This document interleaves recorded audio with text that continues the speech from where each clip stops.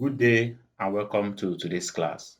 Today's class is the first class for our Jss3 Mathematics. In today's class, we shall be looking at the mathematics curriculum for GSS3. And the mathematics curriculum for GSS3 is a continuation of our GSS2 curriculum. In other classes, I gave you the curriculum for GSS1 and GSS2. And in today's class, we shall be looking at the curriculum for GSS3. The curriculum for GSS3 is a summary for some themes as well as a continuation for other themes. We still have the same themes in GSS3 as can be found in GSS1 and GSS2. In GSS3, we have the numbers and numerations. And under the sub-themes, we have the whole numbers.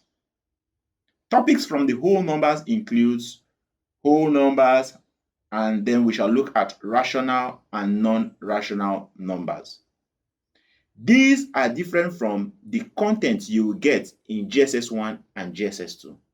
So the content of whole numbers in GSS3 is a summary and an end to the junior secondary mathematics under the theme numbers and numerations. So it ends with rational and non-rational numbers, or what we call irrational numbers. Under basic operations as a team, we shall be looking at, we have two topics. Under the basic operations, we have topics like addition of numbers in base 2 numerals, subtraction of numbers, multiplication and division of numbers in base 2 numerals. So these will be taught in GSS3 and we have them about 4 topics. Under algebraic processes, we have topics like factorization, which will be reintroduced. We also have simple equations involving fractions and simultaneous linear equations. So we have 3 topics under algebraic processes. Under mensuration, we have topics like similar shapes. Remember, we're introduced into shapes in the previous class. Now in this class, we are going to be taught similar shapes. Out of the shapes you have been taught in GSS2 and GSS1, you'll be made to understand which of them are similar and which of them are not similar, and what are the features that makes a 2 or more shapes to be said to be similar. We shall also introduce you to trigonometry.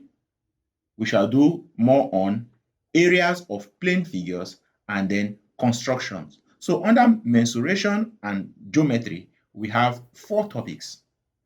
While under everyday statistics, you'll be introduced to measures of central tendency as well as data representation. Remember, in the previous classes, you were taught how to collect data, need for statistics and all whatnot. Now, when you are conversant with that, you'll now be introduced on how to measure, use some of these tools in doing your calculation and how to represent your data. That is why it is coming at the tail end of your junior secondary. So we have about 2 topics there. So in GSS3, we have a total of about 2 plus 4 is 6, 6 plus 3 is 9, 9 plus 4 is 13, 13 plus 2 is 15. So we have about 15 topics to be taught in GSS3. And when you divide these topics by 3, that is representing the 3 terms, you have approximately 5 topics to be done in each term. This is the curriculum for those of you in GSS3. Just like I said to those in GSS1 and GSS2, if you are still having issues with topics in GSS1 or GSS2, kindly refer to our GSS1 and 2 classes and learn from there.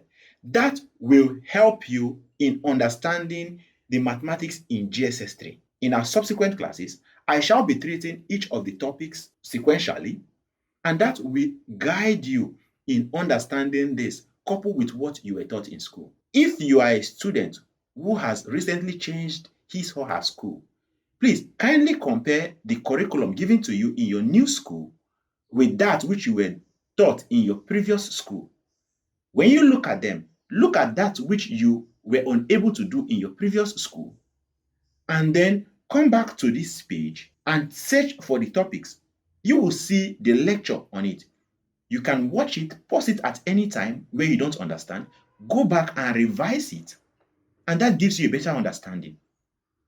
This is to help slow learners who have challenges in understanding mathematics. Whether you are sick and could not go to school, whether it is as a result of fee drive or whatever issue, we are always here to help you in understanding mathematics.